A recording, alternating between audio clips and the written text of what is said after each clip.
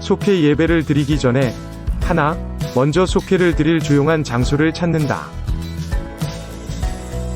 둘, 주보의 속회공과 내용을 참조하여 영상을 따라 예배를 드린다. 셋, 속회 예배를 마치고 출석, 헌금, 성미, 성경 읽기 등을 속장님께 알린다.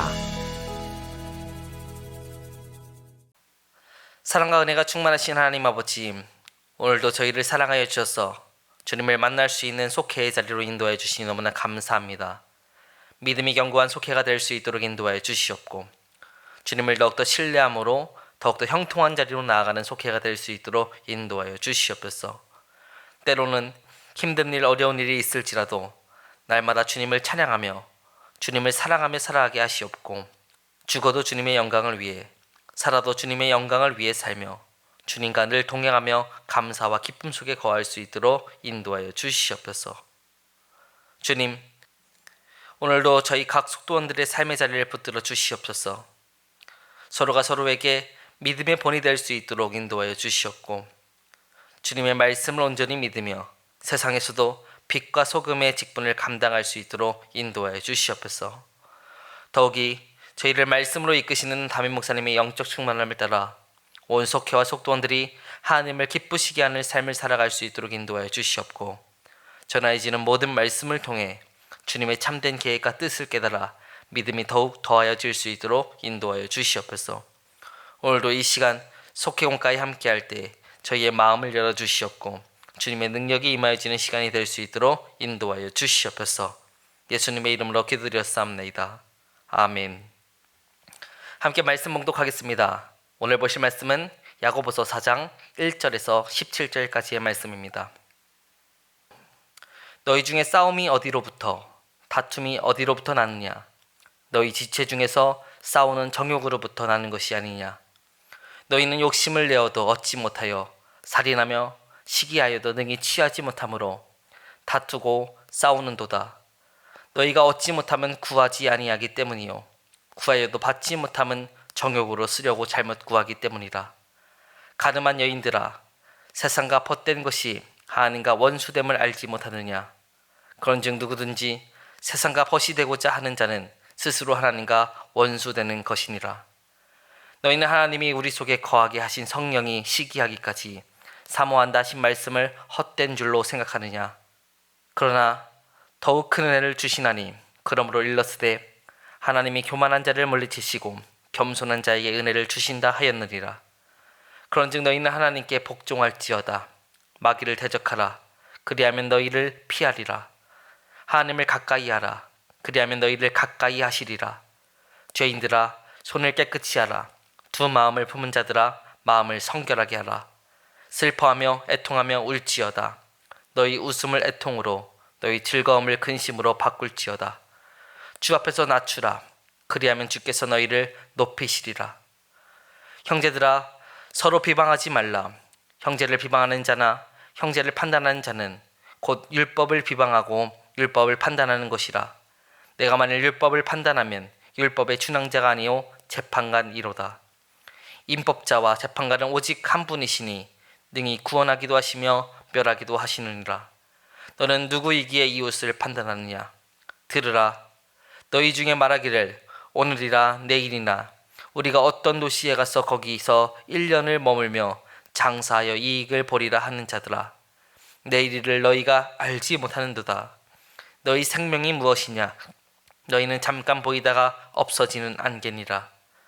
너희가 도리어 말하기를 주의 뜻이면 우리가 살기도 하고 이것이나 저것을 하리라 할 것이거늘, 이제도 너희가 허탄한 자랑을 하니 그러한 자랑은 다 악한 것이라. 그러므로 사람이 선을 행할 줄 알고도 행하지 아니하면 죄니라. 아멘. 오늘 야고보서는 우리가 진정으로 나아가야 할 주님이 높여주시는 삶에 대해서 이야기하고 있습니다. 주님을 진정으로 믿는다고 한다고 하면 우리는 나를 높이는 것이 아니라 주님을 높이는 삶을 살아야 할 것입니다. 그러므로 말씀을 통하여서 주님을 높이시는 삶이란 무엇인지에 대해서 자세히 알아보고자 합니다. 첫 번째로 주님을 높이는 삶은 세상과 벗하지 않는 삶입니다. 오늘 본문의 1절을 보시면 야고보서는 교회 안에서 싸움이 있음을 보여주고 있습니다. 교회 안에서 어떻게 다툴 수가 있을까요? 하지만 그런 일들이 교회에서 일어나고 있습니다. 그것은 바로 우리의 정욕 때문입니다. 우리의 정욕과 우리의 마음이 원하는 것들이 있기 때문에 우리는 누군가와 싸우고 있다는 것이죠. 그렇기 때문에 하나님을 믿는다는 것은 먼저 우리 안에 있는 정욕과 갈등을 해결하는 것으로 시작됩니다. 우리 안의 정욕과 갈등을 해결하지 않고는 우리 삶에서 일어나고 있는 갈등들을 해결할 수 없기 때문입니다. 우리는 왜 세상 가운데서 싸우면서 나아가나요? 바로 우리가 원하는 것을 얻기 위함입니다. 명예를 원하는 사람은 정치판에서, 돈을 원하는 사람은 경제계에서, 또 인기를 원하는 사람은 연예계에서 싸울 것입니다. 그런 다툼은 본질적으로 우리 안에 있는 원함이 있기 때문입니다. 하지만 오늘 말씀은 욕심을 내어도 얻지 못하고 시기하여도 취하지 못한다라고 말하고 있습니다. 왜냐하면 정욕으로 쓰려고 잘못 구하기 때문입니다. 우리가 구해야 할 것을 구하지 않고 구하지 말아야 할 것을 자꾸 구하기 때문입니다. 주님께서는 우리에게 구하라, 찾으라, 두드리라 라고 말씀하셨습니다. 하지만 우리가 모든 것을 다 구한다고 우리가 모든 것을 다 얻을 수 있을까요? 아닙니다. 우리는 구해야 할 것을 구해야 합니다. 모든 것을 다 얻을 수 있다면 모든 사람이 다 그리스도인이 되고자 하였을 것입니다. 세상과 못된다는 것은 바로 이런 것을 뜻하는 것입니다. 구해야 될 것을 구하지 않고 정욕과 욕심으로 모든 것을 구하는 것입니다. 세상과 못되는 것은 그렇기 때문에 하나님과 원수가 되는 자리입니다. 우리는 세상으로부터 돌이켰기 때문에 하나님의 자녀가 된 것입니다. 세상으로부터 줄다름치고 하나님의 자리로 돌이켰기 때문에 하나님이 저희를 받아주시고 자녀 삼아 주신 것입니다. 그러므로 우리가 진정으로 바라는 삶은 하나님을 따르는 삶이어야 될 것입니다. 오늘 본문 9절은 그러한 삶의 모습을 이렇게 표현하고 있습니다. 우리의 웃음을 애통으로, 즐거움을 근심으로 바꿔야 한다라고 말하고 있습니다. 우리가 진정으로 바라는 삶의 모습은 무엇인가요? 웃음이 가득하고 즐거움이 가득한 삶 아니겠습니까? 예수를 믿는 이유는 슬픔을 없애고 기뻐하기 위함 아닙니까? 하지만 그것을 위해서 우리 스스로 세상이 주는 즐거움의 자리로 나아가게 된다면 그것은 하나님이 바라시는 자리가 아니라는 것입니다. 내가 원하는 것을 얻기 위해서 더 높은 자리, 더 능력 있는 자리로 나아갈 것이 아니라 남을 섬기는 자리, 부족한 자들을 채워주는 겸손한 자리로 나아가야 할 것입니다. 그럴 때 우리 주님께서 높임을 받으시고 그 주님께서 우리를 높여주신다는 것입니다. 그러므로 우리의 모든 정욕, 시기, 질투, 욕망들은 다 내려놓고 세상의 것들을 얻기 위한 것이 아니라 하나님의 것을 얻기 위해서 힘쓰시는 여러분들이 되시기를 바라겠습니다. 우리가 세상을 벗하지 아니하고 하나님을 더욱더 벗하면서 살아갈 때 하나님께서는 우리의 길을 진정으로 이끌어 주실 것입니다. 이 말씀 기억하셔서 주님을 더욱더 높이면서 주님의 인도하심을 받는 여러분들이 되시기를 바라겠습니다. 두 번째, 주님을 높이는 삶은 형제를 비방하고 판단하지 아니하는 삶입니다. 오늘 보면 11절은 형제를 비방하지 말고 판단하지 말라라고 말하고 있습니다. 왜냐하면 비방과 판단은 악의와 교만에서 나오는 행동으로 우리의 사랑과는 반대된 정신이기 때문입니다. 사랑은 낮은 자리에서 올려다볼 때 진짜 사랑이 됩니다. 우리가 주님을 사랑하고 이웃을 사랑한다면 우리는 주님보다 또 이웃보다 낮은 자리에 있어야 할 것입니다. 하지만 야고보서는 우리가 왜 서로를 판단하고 비방하는지에 대해서 이렇게 말합니다. 너희가 재판관이로다. 우리의 재판관은 하나님 한 분이십니다. 하지만 우리가 서로의 하나님이 되려고 한다는 것입니다. 판단은 하나님이 하실 것입니다. 인간의 생사화복을 주관하시는 분은 하나님이시기 때문입니다. 그러므로 주님을 높이는 삶을 살아내기 위해서는 우리의 판단과 비방을 멈춰야 할 것입니다. 우리 스스로 판단과 비방을 계속하게 되면 우리는 주님이 아니라 자신을 높이는 삶을 살게 되기 때문입니다. 이 말씀 기억하셔서 모든 판단과 비방을 멈추시고 주님만이 우리의 재판관 되심을 기억하시면서 나아가시는 여러분들 되시기를 바라겠습니다. 세 번째, 주님만 높이는 삶은 하나님께 맡기는 삶입니다. 오늘 보면 13절을 보면 한 사람이 등장하여서 굉장한 계획을 하는 것을 볼 수 있습니다. 들으라, 너희 중에 말하기를 오늘이나 내일이나 우리가 어떤 도시에 가서 거기서 1년을 머물며 장사하며 이익을 보리라 하는 자들아. 이 사람은 사업가로서 치밀하게 자기의 미래를 계획하는 사람입니다. 이 사람의 목적은 분명합니다. 장사해서 이익을 남기겠다는 것입니다. 장소도 분명합니다. 막연한 곳이 아닙니다. 그는 어떤 도시에 가겠다라고 말하고 있습니다. 그는 그 도시에서 어떤 물건이 필요하며 어떤 물건이 잘 팔릴지 사전 조사도 다 마친 것으로 보입니다. 체류 기간도 정하였습니다. 1년이면 되겠다. 이 모든 계획이 완료된 것입니다. 계획이 분명하고 자신만만한 사업가입니다. 흠잡을 데 없는 사람입니다. 하지만 오늘 본문은 이 사람의 계획을 이렇게 평가합니다. 허탄한 자랑이다. 왜 이러한 생각이 허탄한 자랑인가요? 14절을 보시면 이렇게 말하고 있습니다. 내일 일을 너희가 알지 못하는도다. 바로 내일 일을 우리가 알지 못하기 때문에 우리의 이러한 생각이 다 허탄한 자랑이라는 것입니다. 이 사람은 작은 것에는 굉장히 계획적이지만 큰 것은 바라보지 못하고 나아간다는 것입니다. 14절 말씀을 이어서 보시면 우리의 인생은 잠깐 보이다가 없어지는 안개라고 말하고 있습니다.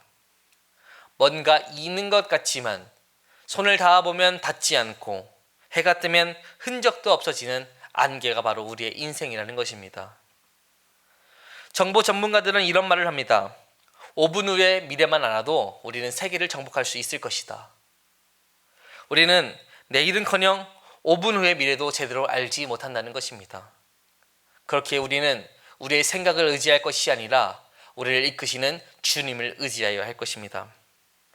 하지만 많은 사람들이 자기의 뜻대로 모든 일을 하고 난 다음에 그것에 맞춰서 하나님께서 우리에게 복을 주실 것이라 라고 생각을 합니다. 그리고 그것이 믿음이라 라고 생각을 합니다. 하지만 오늘 본문은 그것이 믿음이 아니라고 말하고 있습니다. 광야에서 예수님이 시험 받으실 때 사탄이 마지막으로 예수님을 성전 꼭대기에 올려다 놓고 이 성전에서 떨어지라. 그리하면 천사들이 너를 받쳐줄 것이다 라고 이야기합니다. 그때 예수님께서는 주 너의 하나님을 시험하지 말라라고 말씀하십니다. 막상 뛰어내린 후에 하나님 나를 도와주세요 라고 말하는 것이 아니라 이것이 진정 하나님의 뜻인지 먼저 물어야 한다는 것입니다. 그렇기에 내가 하고 싶은 대로 계획 세우고 그것을 위해서 달려가는 그 모든 일은 다 허탄한 자랑이 된다는 것입니다.